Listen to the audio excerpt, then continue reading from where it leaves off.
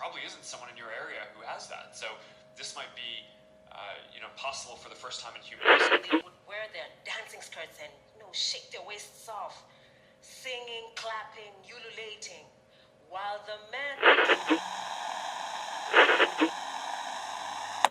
I think it's really easy for video content creators to get so focused on making videos that they forget the other ways of creating content. If you remember from my last video, I haven't been able to use my dominant hand much for the last week because of carpal tunnel. But not being able to use my dominant hand much, I thought this would be a perfect opportunity to work on something that isn't video. Yes, I'm gonna make a podcast. Welcome to the Small Thing Podcast.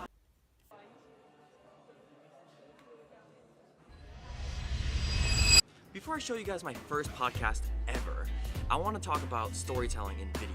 What's so cool about creating videos is that it all starts with an idea. Then you start filling in the gaps with the beginning, the middle, and the end. And in video, it's really easy to go from one point to another with certain factors that people can see. For example, drone shots or time lapses or really cool transitions to help take one point and bring it to another point. But in podcasting, you don't have any visuals. You only have sounds. So now you have to use your voice. You got to use other techniques to artfully tell a story in audio form. Creating a podcast episode is a challenge that every video creator needs to have. Because instead of drone shots, you need to use sound effects. Instead of time lapses, you need to use music. I've been fascinated with the world of podcasting, but for the last 11 months, video has become my strong focus point. But it only took carpal tunnel in my left hand to push me to explore other ways to create content. I'll tell you, it sucks not using one hand. I'll see you guys on Thursday. Welcome to Small Things Podcast. My name is Harshal Patel. I will be your host for the next 10 minutes. And today we're going to be focusing on this clip right here. Your children dream of YouTube stardom? Do them a favor. Crush that ambition now. Success on YouTube still means a life of poverty.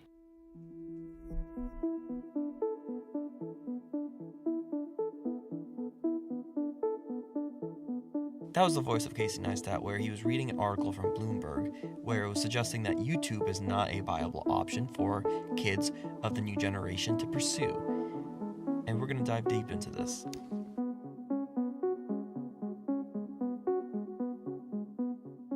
It just blows my mind. This is the most frustrating thing about people who do not understand content creating, which is that ad money isn't the end solution for the end goal, rather. When it comes to creating whatever you want, especially on YouTube, there's so many different ways of creating money and creating ways to build your profile and build a way to live on YouTube full time. The first major point here is that ad money is not your main driver. Let's dive into this real quick. If you do a quick Google research, you realize that the ratio of how much you earn per views is $1 for every 1,000 views.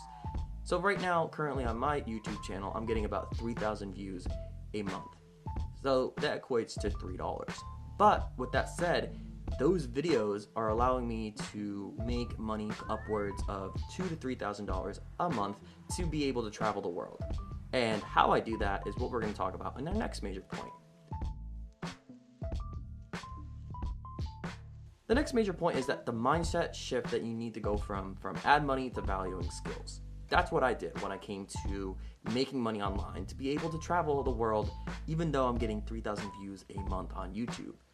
So if you break down the skills that people will pay for, that's the first thing you need to do. For example, if you're a podcaster, you need to write down the skills that people are willing to pay for. And this is a quick Google research. You can go on Upwork or you can go on Fiverr and look at the demand for the skills that you might have. For example, if you're in podcasting, you might be really good at audio recording. That's a potential skill that you can monetize. Or coaching on storytelling. That's the big struggle with a lot of podcasters, which is they know how to talk, or they know how to talk into a camera or a mic rather, but they don't know how to create a beginning, a middle, and end. That's where you can come in and coach someone and they can give you some sort of monetary value for it. And the last thing is editing. Editing is something that most people hate doing. When you talk to a lot of people, you realize that whether it's video or podcast or whatever it is, editing is something they do not like. That is a big market when it comes to making money.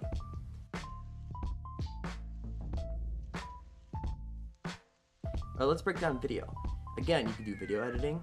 You have a nice camera, most likely, if you're making YouTube videos. You can use that as a way to take portraits for people or take videos for other companies or small businesses.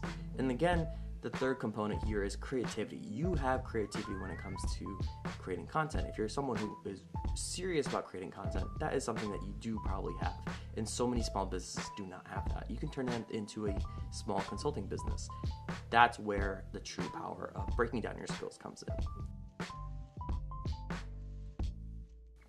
The third major point is I want to talk about and share the numbers behind my freelance work I've done and how much money I've earned through this experience. And hopefully by sharing these numbers, you will be inspired as well to not focus too much on the ad money, but rather focus on breaking down your skills and selling that to people.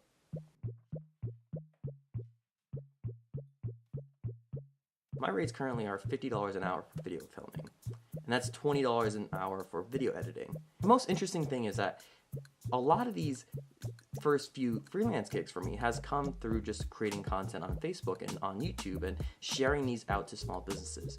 When you share your videos to small businesses that are currently in your town, that is a good way to share and showcase your skills, because most times small towns really like going with local businesses, and since you're in town, they will trust you more and they will probably hire you for it.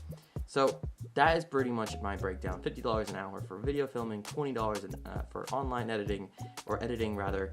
And what happens is that when you have one client, that leads to another client, leads to another client.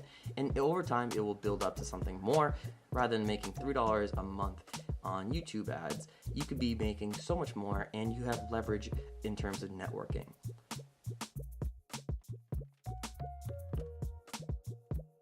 There you guys have it. I hope you guys enjoyed this podcast. This is, again, a Small Things Podcast, episode 001. The whole goal of this podcast is to focus on really breaking down small things that I see on news, small things I watch on YouTube, and breaking them down and making them into more meaningful conversations. That is it for me, guys. I will see you guys in the next podcast.